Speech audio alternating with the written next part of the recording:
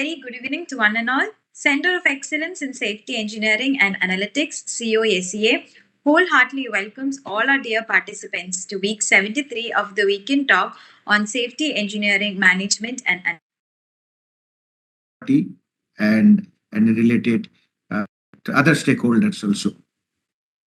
So with this few words, I welcome you to the CoE-SEA Weekend Lecture Series, and I request you to present your talk on this, to put your questions on the chat box.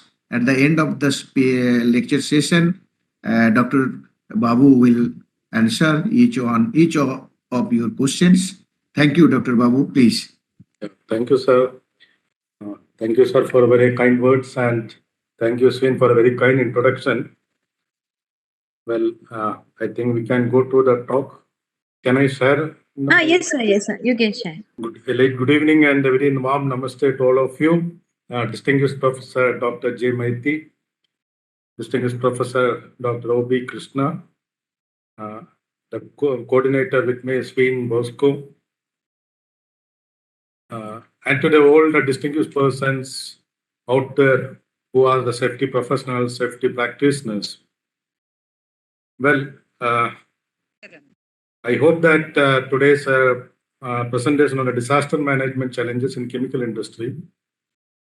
Basically, I'm going to present from an operational point of view.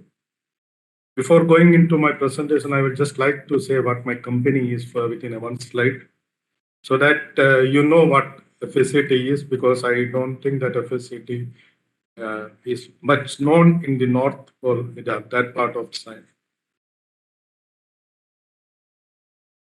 Well, to start with, I am working in fact since my after my graduation in chemical engineering. So, well, to tell about FSCT in particular, we are the first large-sized fertilizer plant in India, and we were incorporated in 1943. We started our commercial production on 26/6/1947 with 75 tons of ammonia plant and 150 tons of ammonium sulfate plant.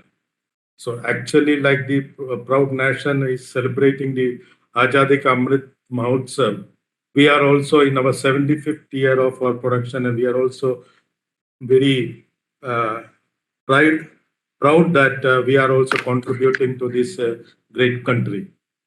Well, FACT is one of the first major nitrogenous fertilizer unit in India, and we are the first phosphatic complex fertilizer manufacturer in India. We are a central public sector unit since 1962 and is having the largest fertilizer marketing network in South India. Now we are spread into Central India too. Well, and we are the first, we started our ammonia production in 1947, and we are the first company in Kerala to use RLNG or regasified liquid natural gas in 2010. Well, there is an honor that is unique to us, that we are the world's only industrial wood gasification process plant. Because in 1947, we didn't have anything, so we started production of ammonia from wood gasification, and we are the only company, I think, to use solid wood, liquid naphtha, and gas, regasified liquid natural gas, to produce ammonia. Well, we did India's first online changeover in ammonia plant from naphtha to RLNG. And also, we have India's first inland water transporter of bulk ammonia in barges. We have a safety department that was established in 1948. To sum up, we are proud about our company is that quality, safety, and environment were the three aspects. In the 75 years of our journey, we have never compromised. And still, due to many highs and ups, we exist, and we are today, in the last 4 years, we are made record productions, all-time historic record productions. And we are also having the highest turnover in the fertilizer, one of the highest turnover in the fertilizer companies of around above 5,000 crores now, and also a profit on a plus of 300 to 400 crores. So in fact, but we are more proud in the fact that in our history of 75 years, we had very less fatalities. We had near skirmishes with some of the what you call accidents, or on-site or nearly off-site emergency activities, but we have learned a lot from from an operational man's point of view. I would like to share my experiences of how we keep our complex safe. What are our methodologies? Generally, most of the companies will be doing so. So I will be more generic on that. And many of the times when we face the on-site or off-site emergency, the challenges that come in a disaster management also would be discussed with you. So one of the main queries many may be thinking is why safety and disaster management? Well, as we all know that safety is one of our basic evolutionary needs. Most of our decisions and actions are based on sustaining or improving our circumstances, be it plant, be it life. While we are not nowadays in a constant danger like early man in an industry or an early man, we are no less driven by the need of safety for us and our loved ones. Well, modern disaster management is very much an ongoing national requirement, which is important to governments and peoples and all of us alike. Well, it has a special significance today because of the increasing dangers to the world environment and, of course, the nature and the hazards of the chemical industries that we are in nowadays. But as this Roman statement Cicero told, any government, the safety of the people shall be the highest law. And definitely, safety is one of the most valued principle and governance policy for any government. Well, we are proud that many of the constitutional amendments and acts have been done by the government of India and the various state governments uh, much before than many of the developed countries have done too. Well, in our life, be it industry or be it everyday chemical life or in the industry, there is nothing permanent except change. And definitely, most of the change is always with some chaos. The chaos may be in a good way, but the chaos may be in a bad way, but the change is always with chaos. So, in a safety and a disaster management, when we see is that chaos is always the law of the nature. Well, as human beings, we always thought that we need an order in things. So, chaos was the law of the nature, order was the dream of the man. But I would like to say, like Jose Saramago, Portuguese writer and Nobel Prize in Literature, he told that chaos is order yet undeciphered. So I would like to say our safety and disaster management is a trial to find an order in a chaos that comes into our lives or into our systems unexpectedly and at a particular point of time without any expectations or of the time or place. And that is why to find that order in the chaos that brings in with a disaster or a safety accident is basically what safety and disaster management is. Well, going to very simple things, what is a disaster? Well, I think the UN Office of Disaster Risk Reduction's definition is the most best one. A serious disruption of the functioning of a community or a society at any scale due to hazardous events interacting with the conditions of exposure, vulnerability, and capacity, leading to one or more of the following. It may be a human loss, material loss, economic or environmental loss, and the impacts of that disaster. Well, disaster management is an applied science which seeks by systematic observation and analysis of disasters to improve measures relating to prevention, mitigation, preparedness, emergency response, and recovery. So, as we can see in the disaster management, there are so many methodologies, so many areas where the science has to be applied and improvements have to be sought in so that we keep the disasters or accidents at bay. Well, these are the common terms that come be across that hazard, emergency, disaster. Well, what is an hazard? Hazard is a process, phenomena, or human activity that may cause loss of life, injury, or other health impacts, or property damage, social or economic disruption, or environmental degradation. Well, many a times emergency is sometimes used interchangeable with the term disaster. But as disaster is an event that occurs suddenly, unexpectedly in most cases, and disrupts the normal course of life in affected area. As we know that there are different types of disasters. Natural disasters are there, like geological disasters, hydrological disasters, meteorological disasters, biological disasters, space disasters, man-made or technology disasters, environment degradation, pollution, terrorism, accidents. Well, natural disasters of food insecurity, epidemics and pandemics, displaced population.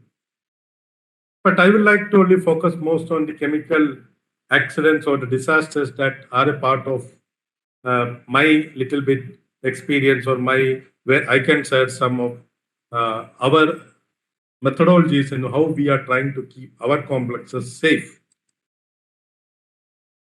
Well, even in a disaster, there may be different scales of a disaster. As the Shanghai Framework for Disaster Risk Reduction of the World Conference of Disaster Risk Reduction in Japan says that it has been divided into small-scale disaster, a disaster which is affecting the local communities which require assistance beyond the affected community. Or it may be a large-scale disaster, a type of disaster affecting a society which requires national or international assistance. Or there may be frequent or infrequent disasters depending on the probability of occurrence and the return period of a given hazard and its impacts. The impact of the frequent disasters could be cumulative or become chronic for a community or a society. It may be a slow onset disaster as it may emerge gradually over time. It may be associated like with drought, desertification, sea level rise, epidemic disease. Well, a sudden onset disaster is also one triggered by a hazardous event that emerges quickly or unexpectedly. Sudden onset disasters can be associated like with earthquake, volcanic eruption, flash flood, chemical explosion, critical infrastructure failure, transport accidents. Well, in the man-made disasters also, as we know that it can be again divided into socio-technical disaster and warfare. In the socio-technical disaster, technological disasters, transportation disaster, structure collapse, production failures. As we know, we are also, the world is seeing one more war going on. In this era, we can see the national and international repercussions of it. We can know what will happen after the disasters that is happening in the war front, the conventional and the non-conventional reasons. So thing is that there are so many disasters even now happening around that still the methodology, the science of disaster and how to face disaster needs much more improvement in many ways. Well, I will be focusing mostly on the industry side. The industrial disasters, many of the industrial disasters have swooped the world. Well, if you go into the net and search, I will only highlight some of the major disasters that happened in the world. The Flixborough. Well, the Flixborough incident is also we are also looking into that Flixborough incident very closely because we also have a caprolactam plant in our petrochemical complex. And we know that in the 1974, Flixborough has given so many learnings. We have incorporated into our petrochemical caprolactam plant. Then another was Seveso industrial disaster, Mexico City, and the world of chemical industry changed after Bhopal. And Bhopal was a real eye opener to the world scientific community, the practitioners, the safety engineers, the lawmakers, the governments. Still, we can know that the fatalities that happened on that fateful night of the Bhopal is still haunting after so many years. And so many legislation, so many acts, so many rules came after the Bhopal tragedy. And Bhopal tragedy, I think, brought the focus on the very disastrous the hazards and the risks that are in the chemical plant. Again, but Chernobyl nuclear plant, the Piper Alpha plant, the Pasadena in Texas, Channel View in Texas, Pemex Mexico, Petrobras Brazil, Toulouse France. Still, we have a list of disasters that is happening. And we have many learnings, and this disaster learning and disaster management is a part of an ongoing development procedure. Well, in the man-made disasters of Bhopal gas tragedy, to the Vaisak trading gas leak that we faced 1 or 2 years back. Well, the deepwater horizon drilling rig explosion in which the oil was spilled into the ocean. This all highlights that the disaster management in a chemical industry is of one of the utmost importance. Another state of environment emergency in 2020 when a Japanese-owned ship that spilled tons of fuels into the ocean, Indian Ocean. Well, it all are pointers that disasters, chemical disasters, leave their impact after a long time once it happens.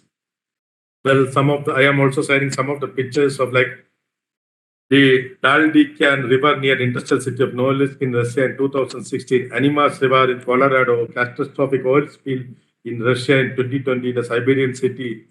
These all highlight that the chemical industry is one of the potential areas where a disaster can come into our daily lives.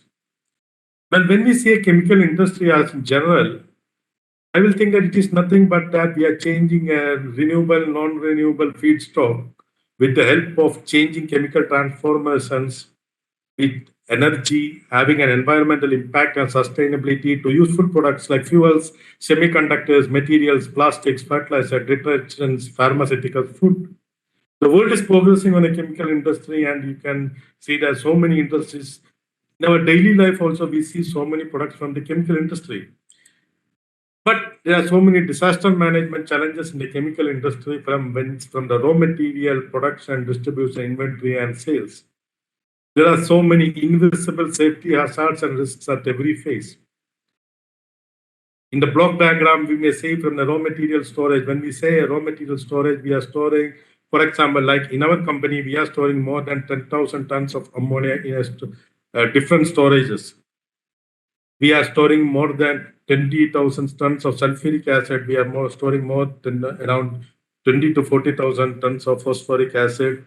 And things like benzene, we are storing around 100 tons of LPG gas. We are having gas pipelines in our complex. So when we say the raw material storage, it is a lot of area where the hazardous materials are being stored and in enormous quantity. Then the feed purpose and the reactions. From the reaction part, I would like to say like the Flixborough happened in Annon plant in Flixborough, UK. We have an Annon plant. So how we control that plant, the product separation, product purification, storages, where we store our products. Then in the business of transportation of all these warehouses, goods from warehouses. So there is a lot of area where safety hazards and risks can come in the chemical industry. Well, all of us, be it in industry or otherwise, we all wish in life to return safe to our homes. We have to arrive safe, work safe, and go home safe. So every engineer, every chemical practitioner, every safety practitioner has only one dream in his mind when he comes. I have to go home safe.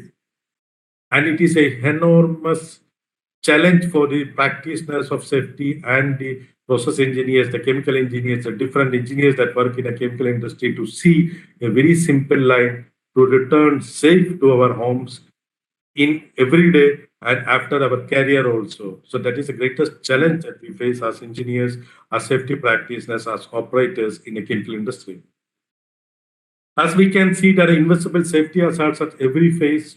Well, when we say hazard, it is something that can potentially cause hazard, a harm to us. Risk, there are so many risks, a degree of likelihood that harm can be caused.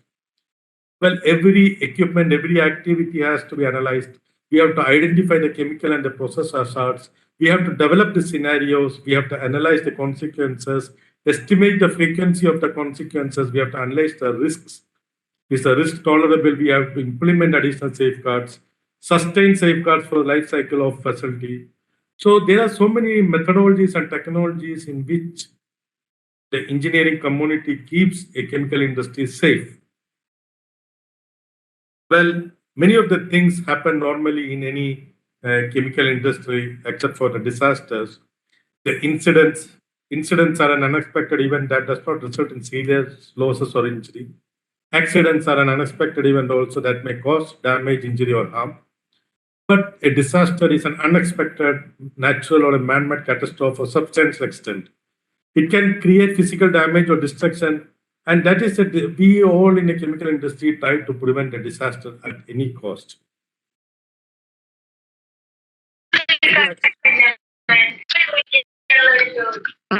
Right? Why do accidents happen? Why do accidents happen? Well, accidents happen. Well, why do accidents happen? Accidents happen because of one or both of the following. It is only happening because there are two reasons or two conditions. One, it can be unsafe acts or it can be unsafe conditions. Well, any accidents, if we analyze in industry, it is because of this. Well, accidents, they do not happen. They are caused. I,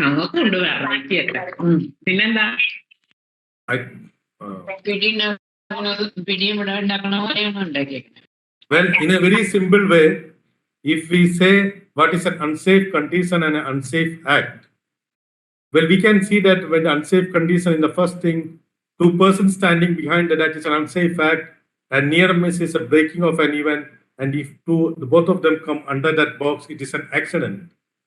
So the unsafe conditions and unsafe act are the reasons why most of the accidents happen. Well, it is analyzed by the Enrich study that of 85,000 samples of industrial acts in unsafe conditions only contribute to 10%, and unsafe acts are just 88%. Well, accidents doesn't happen just like that. As we know from the Henrik triangle theory, to happen one fatality, 3 lakh, about 3 lakh or nearly 3 lakh unsafe conditions or unsafe acts may have happened. There may have 30,000 near misses, first aids, medical aids, modified work or minor accidents. 300 lost time accidents and 30 serious disabling injuries. After that, only one fatality comes. So normally what we can understand is that when the fatality is on a large scale, there has been lot of unsafe conditions, unsafe acts, and the safety management in that particular area was missing really something. Well, I will say that why is that so much importance is given to the chemical disasters? Well, I will always say there are 4 unique P's in any chemical disaster. One is the potential of a chemical disaster from starting from a normal scale or a minor scale to a large scale that it can affect a community, with the people that can be involved in a chemical disaster. It may start from a certain point and it may engulf even the community. It may engulf the near place also. It may engulf a state. And the next thing is the price we have to pay. The price we have to pay for a chemical disaster is enormous, sometimes unimaginable. And in all the chemical disasters that can happen, one aspect would be common. And that makes it different from all the other disasters, the pollution aspect. Sorry. The pollution aspect is one of the part that comes with any chemical disaster. So these 4 unique P's make a chemical disaster totally different from any other disasters. So how is industry coping up with the safety, the risk, the hazards that are in the chemical industry? Like any chemical industry, we also have this type of layers of safety. The first layer of we will be having the process from the best technologies. We will be bringing in from the best technology processes, the safe, and in the terms of safety and environmental safety, we will be going for the best processes available. The second part is that the basic process control systems that we put into our system, the control system, the process control system would be of the best quality. The third part is having a process control system, the alarms and the operator intervention. The level of the alarms and the level of the operator intervention that we can allow. Because if some operator intervention is causing an alarm and he is not looking into it, the system has to take a safe shutdown. So the safety instrumented systems has to be of a higher order. But once a disaster happens because of any of the reasons, the physical protection or the relief devices in the system has to take place. And once the chemical spills are happening, the physical containment or the burns of the system has to take place. Then comes the fire and the gas systems so that we can contain it. The planned emergency response. So from 1 to 8, we will be able to control a disaster, a hazard, an accident inside our plant premises, and that is an on-site control of an emergency or a disaster. But in certain cases, it may leave the plant premises, it may leave out of our hands, and it may go into the community, and that becomes an off-site emergency, and the community emergency response has to come in. So these are the layers of the protection that we have given in the chemical industry, especially in a hazardous chemical industry like ours, the different layers that we have put in our industry. Well, when a safety in the chemical industry starts before locating an industry, we are located on an island called Elur. So sometimes way back in 1947, it was one of the concerns that the technology was not improved. So many of the safe industries were located in islands. Well, the design safety is one of the critical aspects. You can't compromise on the design safety. The quality of the equipments and the replacements that we bring in. The safety has to be incorporated at the design stage. Then after the layout plays a great important role in the chemical industry.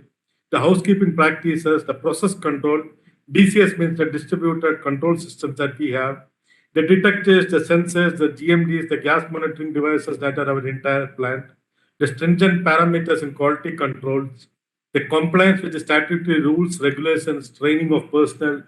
These all ensure that we put up a safety net. Another important safety net that we put in the chemical industry is that we see that the employee recruitment is a very critical thing.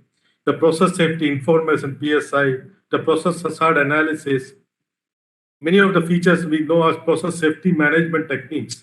There are so many PSM techniques that are available in the chemical industry. These are some of the chemical process safety management industry that FACT has developed in to ensure safety in our industry.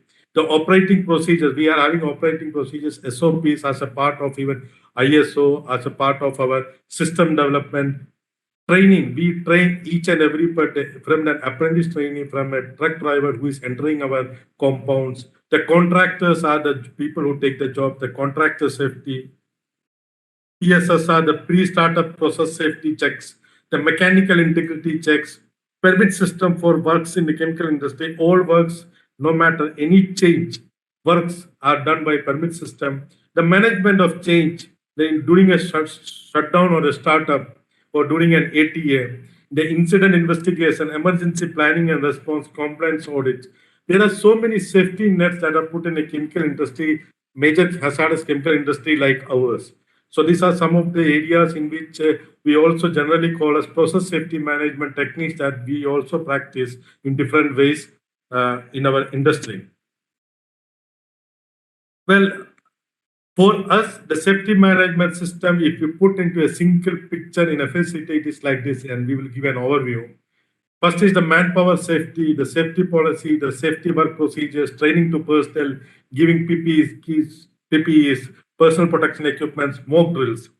Then the process safety we are ensuring by ensuring the design safety, fail-safe control systems, the latest DCS control systems, ISO work procedures, health study of plants.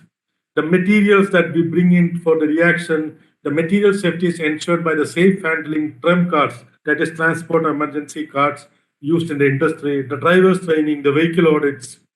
The safety checks are done by the on-site and off-site mock drills, work system by permits, continuous inspection of our safety systems, ensuring use of PPs by checks, safety audits, risk assessment studies, occupational health checks.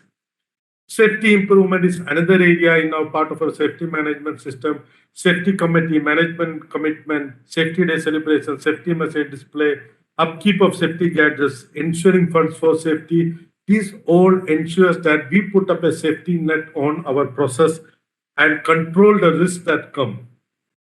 Well, another thing we have is all the industries will have, we also have a disaster management plan. Disaster management plan is formulated which contains all possible emergencies that may come up and mitigation measures to meet the same. The responsibilities are very well defined in emergency plan. It is published, informed, circulated among all the employees and all interested parties. It is approved by the factories and boilers department. We conduct a lot of mock drills of various scales regularly. There are two plans. One is the on-site emergency and then another is the off-site emergency plan. The on-site emergency plan happens when this emergency is contained in our premises. Well, on-site emergency plans are prepared by the industries that deal with major accidents on the site where industrial activities are carried on. But the off-site emergency plan is prepared in anticipation of any on-site events spreading outside the boundary of our industry. Many of the mock drills that we conduct, these are some of the mock drills that we regularly conduct, in fact. So we are a major hazardous industry and we having a very good track record of safety over the last 75 years. So one of the reasons that we conduct regular mock drills in association with many of the industries, and even we have conducted one with the NDMA also. So the disaster management, when we come, the concept of zero risk that doesn't exist in the practical world. Emergency planning and preparedness is aimed at training people to overcome the surprise element so that we have a well-defined action plan for minimizing the impact of a hazard disaster. In disaster management, successful response, the term has no validity, but the aptness can be only attributed to having an ability to enact a more effective response with agility and quickness to minimize damage. Well, the disaster characteristics, if we see they are isolated events, they usually pop up suddenly, usually unpredictable, they are complex, they are destructive, acute, intensity and the scale can be anything. The duration and the spatial extension of that disaster can't be controlled. So we go for a disaster management phases. That is, we have to prepare, we have to have a response to a disaster, we have to recover, and we have to mitigate. These are the many of the disaster management phases that we do as a part of the industry. As we know that effects in any disaster will be loss of life, injury, damage and destruction to property, damage and destruction to production, disruption of lifestyle, loss of livelihood, essential services, national infrastructure gets damaged, disruption to governmental systems, national economic loss, sociological and psychological after effects. Well, in a disaster management cycle, we all know that the response, recovery, mitigation, preparation is very critical. So some things happen before the event. That is, we have to be prepared, we have to have mitigation steps. Some things happen after a disaster, the response and the recovery steps. Well, in any disaster, there will be a phenomenon or an event which constitutes a trauma for the population or the environment. A vulnerable point area will bear the brunt of this event. The failure of the local and the surrounding resources to cope up with the problems created by the phenomenon. So it is now very vital to understand some key aspect that there are certain possible threats. Industries should know the resources that are available. There are organizational requirements, the planning needs, action required in relation to sectors or disaster management cycle, and training. Training to face a disaster is one of the critical things that happens in any industry. Well, as we know that there is a Disaster Management Act 2005, the Honorable Prime Minister of India is there, heading the national NDMA, which is apex body, and starting the NDMA, we are having state and district level disaster under the mandate and under the Disaster Management Act. NDMA has the policies, plans. India's NDRF, National Disaster Response Force, as we know, is the world's single largest force dedicated to a disaster response. This is the role of the government and the policy in a disaster management. Well, disaster management plans in the chemical industry is always refined by PDCA, Plan, Do, Check, Act. We also have a disaster management plan, enactment of a plan, doing mock drills, audit of the shortcomings, refinement, state of preparedness, unexpected occurrence of a disaster, execution of a disaster management plan, review of the success plan of the plan, and every time the plan has to be refined. Well, the challenges and the issues that in the chemical disaster management comes is that there should be clarity in defining the goal, scope, and the magnitude of assistance during a disaster by the various agencies involved in it. There is a challenge of the technical and the domain knowledge of the involved person dealing with a chemical contingency. The disaster reporting formats and the methodology and the rushing into the incident site without adequate briefing or caution of situation. There is need of a clarity in defining and listing the expected roles and responsibilities and pre-agreeing on it by the various stakeholders in disaster management. There should be meaningful correlations and collaboration between various government and semi-government and private agencies to work in unison for a pre-decided code of conduct. There should be a clarity in agreement to the financial practices of a disaster management expenses. The challenges are the coordination of the logistics mobilization and deployment in risk mitigation, relief and rescue works. The coordination and sharing of the best practices and knowledge domains by the various agencies. The establishment of an effective command and leadership structure. In some of the things, we have also seen that this is one of the very difficult part to have an established and effective command and leadership structure. Correlated working relationships and meaningful partnerships leading to slowness in response coordination. Capacity building of the community is one of the very important things that we have learned, and the training and awareness build up. The issues of facing of the wrath of a public or a community which demobilize for a coordinated response. Because in a chemical disaster, we will have to face the public or a community once it goes below our boundaries. Another thing is that there should be coordinated private resource and expert mobilization for an emergency management. The resources to contain the damage to environment in chemical disasters are supposed to be brought in at a time of a chemical disaster. We have seen that many a times the communication networks fail. There should be dedicated communication network to mobilize a network during a disaster. And with our many of the experiences in our handling of emergencies, we have seen that the industrial and the chemical emergencies inflicted injuries, treatment knowledge in general doctors available during disasters and absence of networked knowledge database to assess and ascertain treatment and containment measures is also one of the areas, one of the challenge areas during a chemical disaster management. The community radio or the channel collaborations to stop spread of rumors. Rumors do damage. We have seen in many of our on-site and off-site emergency mock drills that the rumors created are one of the dangerous things. The management experts to synchronize the various disaster management activities. So the many mitigation challenges is that when a chemical disaster happens of a large scale, it is complex, ambiguous, and unstable environments are there. There's a lot of uncertainty. High level of communication density happens. There is a limitation of timely data availability. High decision-making needs are supposed to be there. The lack of information of the chemical, the lack of information of the available resources, the complexity of the disasters each and every day are on the rise. The spread and the severity are increasing because of many reasons. The post-disaster reviews can highlight the lacuna, and many a times it is not done that, so that is the mitigation plan needs to be improved each time.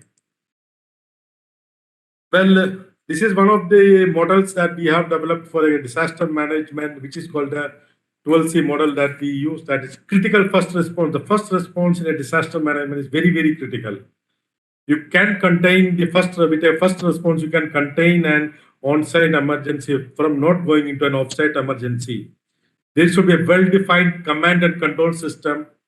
The communication network should be well established. This is supposed to be a lot of collaboration between so many people. Connectivity with the stakeholders, the contribution of the local community is a very critical thing. The coping strategies when we face a disaster, the cost factors involved in handling a disaster, confidence build up during a disaster, the community and the culture to effectively handle disaster management, the tools of the computational engineering, the core strength enabling. These are some of the things that we think are very critical for a disaster management.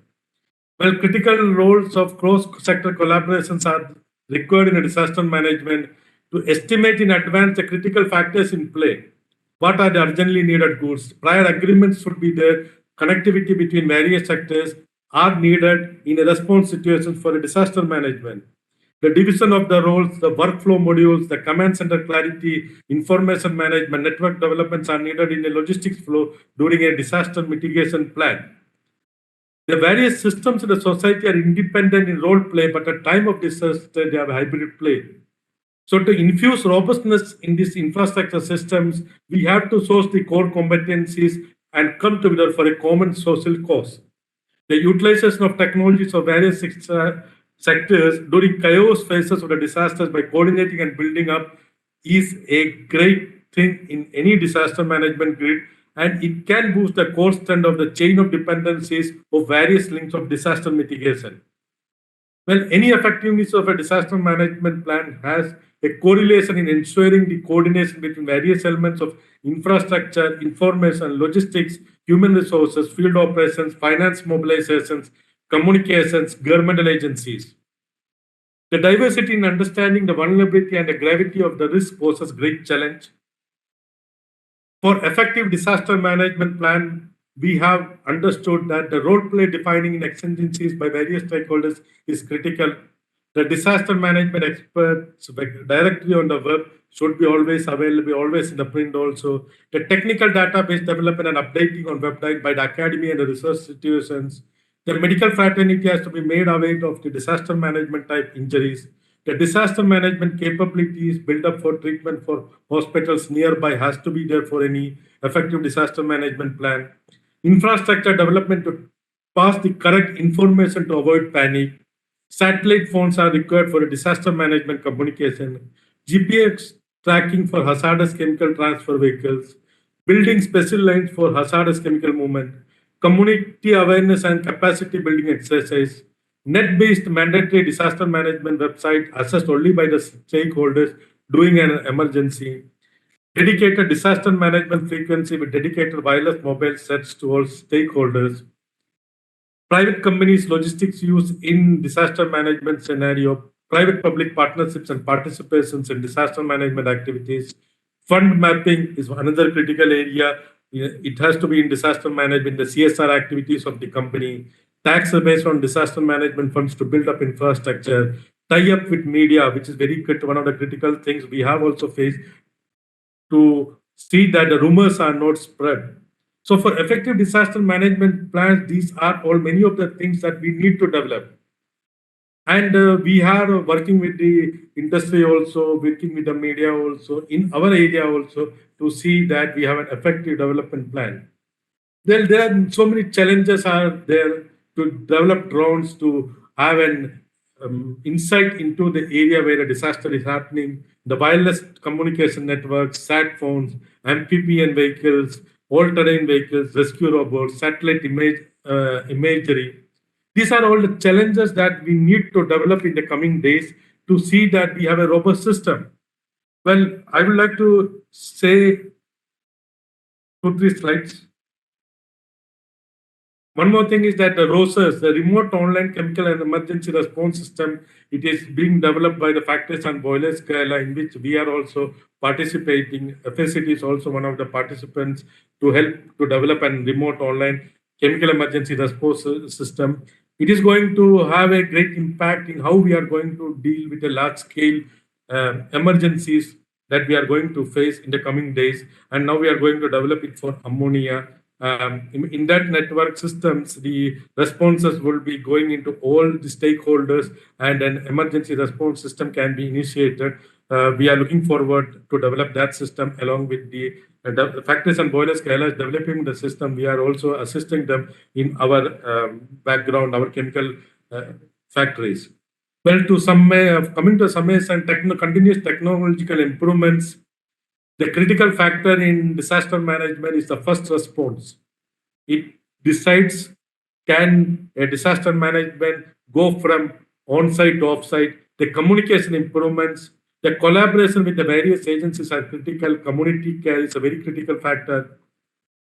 In conclusion, we would like to say responsive, accountable, and a transparent cross-sector collaboration utilizing intervention strategies. It essential for building community resilience and initiatives are required at all levels of coordination of disaster operation in collaboration with various agencies. In fact, it is a big thing that is needed during a disaster. Many of the on-site, off-site emergencies, we have also seen that the collaboration with the various agencies, the infrastructure developments are the areas we have to develop. The complexity of the disasters may vary, and hence complex partnership dynamics are required in challenging times using all the modern digital aids that are available to us. Well, in a disaster management, we can say there's a great role of engineers. Engineers, as practitioners of engineering, are professionals who invent, design, analyze, build, and test machines, complex systems, structures, gadgets, materials to fulfill functional objectives and requirements while considering the limitation imposed by practicality, regulation, and safety and cost. At last, I would like to say one of the best things, one of the best statements I always prefer to say in a disaster management or be in any field, the illiterate of the future are not who can read or write, but those who can learn, unlearn, and relearn. I unquote it from Alvin Toffler in his great book called Future Shock. So the thing is that we as chemical engineering practitioners, we as safety practitioners are supposed to develop, are supposed to learn many of the things, unlearn many of our things that we have learned, engulf and practice the new practices that have come and relearn. And these are the things. With this, I would like to come to the end of this presentation. So thank you. Thank you, sir, for this wonderful and insightful talk. Uh, there are some questions raised in the chat box. I would like to address them one by one. Yeah. Yes, sir. So, the first question is, what practice are in place for community awareness? Yeah. Well, community awareness has to be spread in a different ways. One part is that the community means like in I will tell the practice that we do. First part is that when we do the mock drills, we take the communities because the community has to be known. And one more thing is that the information passage. The information has to be passed to all the communities, all the people around in the form of pamphlets that there are potential dangers in the modern technologies that we live along with. So for one of the main things that is that information regarding the technologies are not available to the common man. So different types of media, our websites, we pass the information to the communities that there are disasters that we have to leave for the development of the society, development of the nation. And that is one of the areas where we are focusing in by giving the literature, we spread by giving the literature, we do conduct classes, we do conduct safety awareness. These are many of the areas that we do for increasing the community awareness. And it is a very critical thing in any disaster development plan. Thank you, sir. Thank you for the answer. Now, the next question is, how to integrate the off-site emergency along with neighboring community? The thing is that every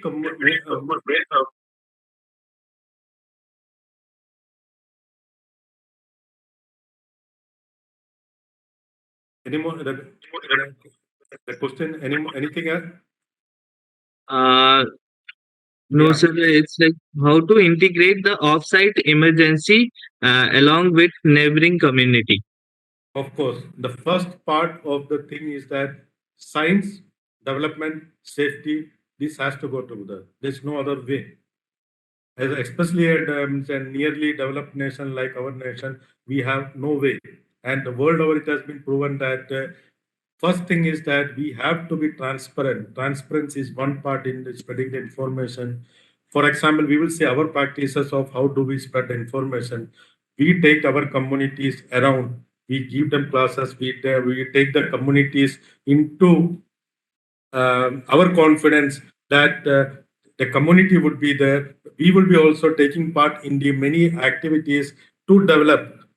The literature spread would be there. We will be giving the literature to the part of the community. We will be conducting, like in mock drill, even inside a company mock drill also, we will be having announcement, public announcements, private announcements, distribution of pamphlets, that we, for the development of the nation, the society, we have to assimilate the dangers of the technology and live with it. So it is a two-way development strategy that we have to adopt. Finally, we have to live with the dangers, because you have asked a very pertinent question. The thing is that I would like to say you have to refer to one of the Supreme Court judgments regarding one of our cases, a very beautiful judgment. Technology, science, and industry and mankind has to live together for the development of the society. So we have to collaborate in different methodologies to see that we are in unison and living without disasters or any untoward incidents. Thank you, sir. Thank you for the answer. So the next query is how to identify worst case scenario for off-site emergency. What are the basic basis to decide worst case scenario? Well, as the on-site and off-site emergencies, then all chemical companies, like we have we are a chemical company, we are one of the biggest fertilizer manufacturers in India, and also having a petrochemical complex. We have the capabilities of controlling most of the disasters in our boundaries, most of the chemical companies. We will be having dedicated fire and safety department, dedicated safety department, dedicated engineers. We will be putting up all the, we will be having so many firewalls or process controls. But any unfortunate black swan event can happen. So once the black swan event is happening, it happens once. So once a disaster happens, it starts from a small disaster, it goes to an on-site emergency. We have written documented on-site emergency procedures. In certain plan of the on-site emergency procedures, the information goes to the complete network that we may go on an off-site emergency. So the off-site emergency, the governmental agencies, it is definitely headed by the district collector. So many agencies would be coming into the play, and the complete community has to be taken into means confidence, and this the police, the district administration, the state administration, various networks, the public companies. So it is a big thing from going from an on-site and off-site emergency system. But we always have a mock drills to practice an off-site emergency system. And one of the best things, like national disaster management, we do conduct exercises along with them. So once we have a mock drills and practice sessions, the community is aware what to do. Still, there may be confusion, chaos. So, but to have an order in a chaos is the development of on-site and off-site emergency plans. The success of all the on-site and off-site emergency plans can be only after the disaster. But the thing is that to be prepared for an emergency, because disasters in a chemical industry can be black swan events, and we have to be prepared for that. And there are written, documented, practiced, and experimented systems that is put into place in most of the industries, and especially in our MH industry, what you call maximum hazard industries like ours. Thank you, sir.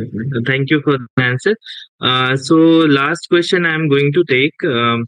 It's most of the accidents that happen is due to improper or inefficient maintenance strategies that is being followed in the industries. What do you think?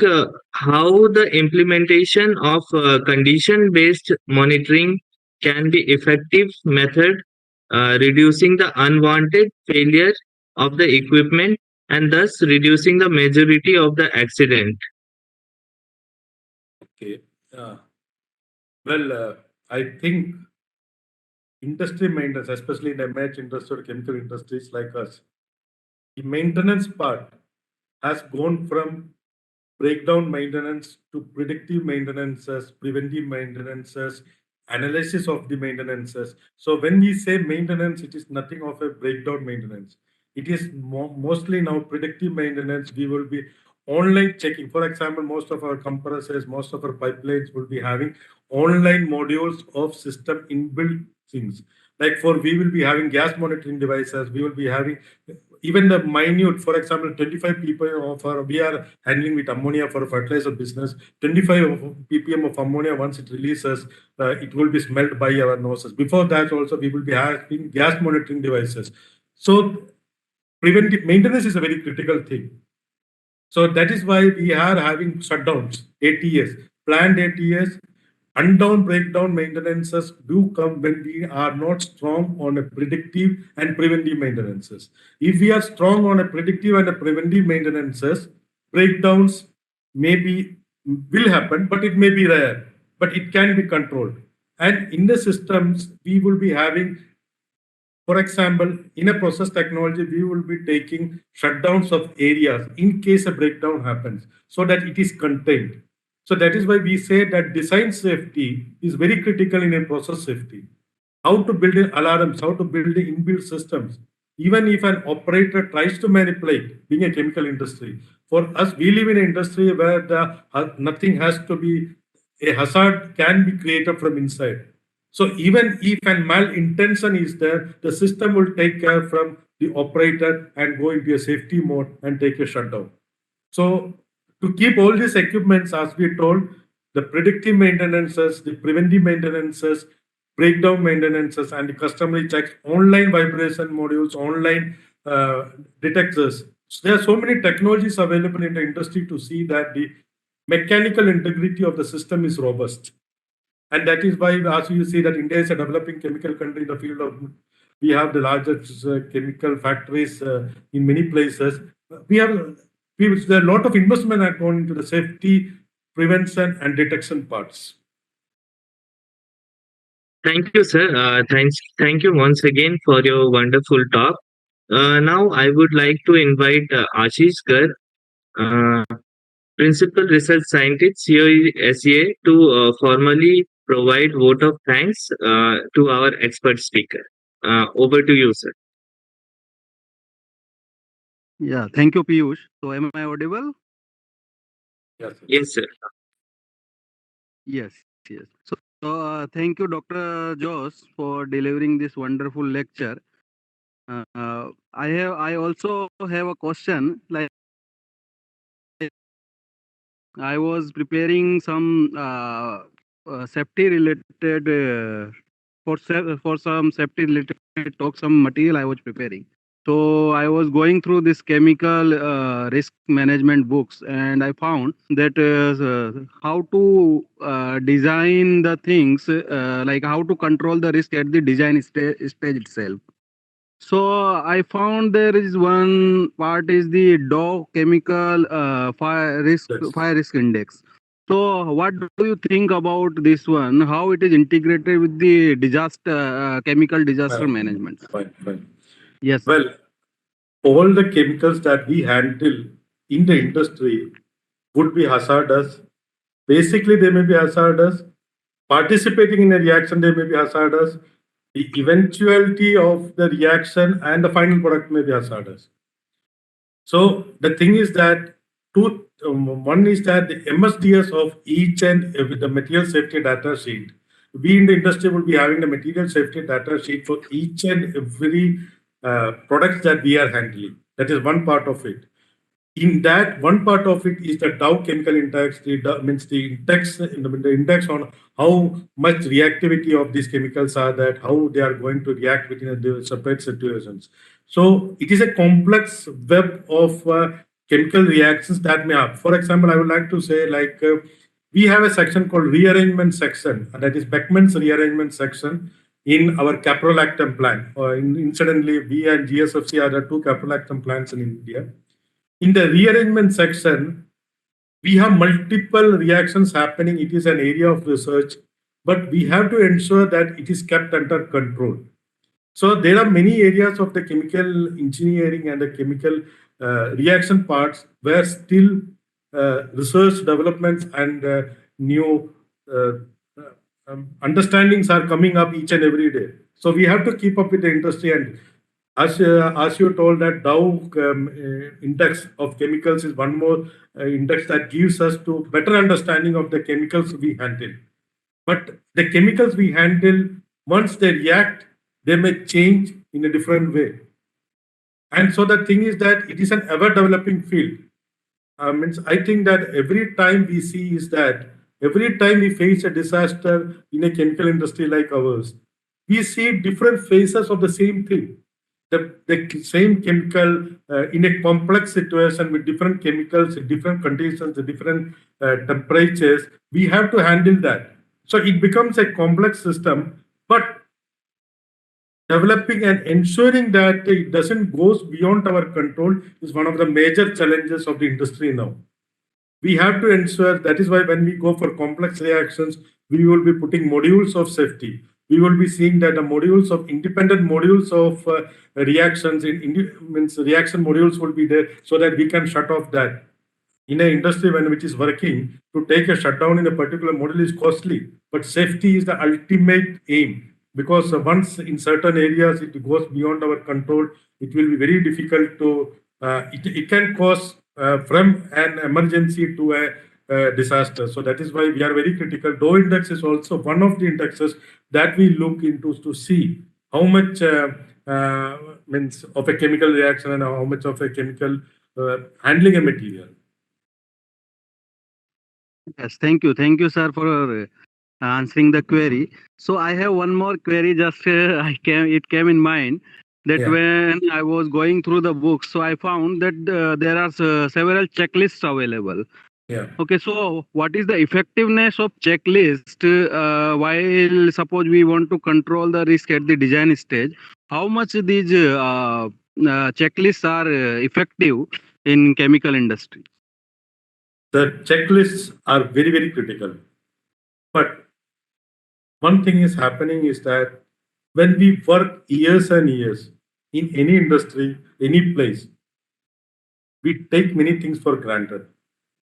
The checklists are to ensure that we follow each and everything meticulously and none of it has been missed out. For example, in a checklist, while we do a startup, we in the industry, in like in our facility, we make a checklist to see that even the gaskets are put in each flanges. It may be a very simple thing, but once we go in and start on a startup mode, a gasket which is not put there in a proper way can create a havoc, and it may create a position for us that we can't go back also. It can lead to a disaster. So the thing is that checklist in industry is very, very critical. The only thing is that we have to train people every time to ensure that the checklists are meticulously followed. Because once we are familiar with the procedures, once we are familiar with these things, all of us, or most of us, we take things for granted. Nothing. Every day is a new day in the chemical industry. You go to a chemical industry, a chemical plant, each day, each challenge is new. Many of the challenges we may face, like every shutdown, every startup may be new, but every time I had a great practice working in petrochemical industry and in the fertilizer industry, we see that the challenges that pop up, they pop up in a different scenario, different phase. So we have to get prepared for that. And that is where the experience of the person who is handling this comes into play. To handle a chemical emergency in our practice in industry, like for example, when we work from shift to our higher levels, we see the people who are manning the systems. It is one of the most critical things who are manning the system. They are keeping the system safe once the systems come into practice. We may have system safety, we may have design safety, but the people behind these operations in the chemical industry in India are the people who keep the things safe. The other part is the mitigation phase. Mitigation phase only comes after the incident comes in. So the checklists are very critical, and we ensure that the checklists are followed meticulously at all the levels. There are certain levels of industry, even from a higher level to a lower level.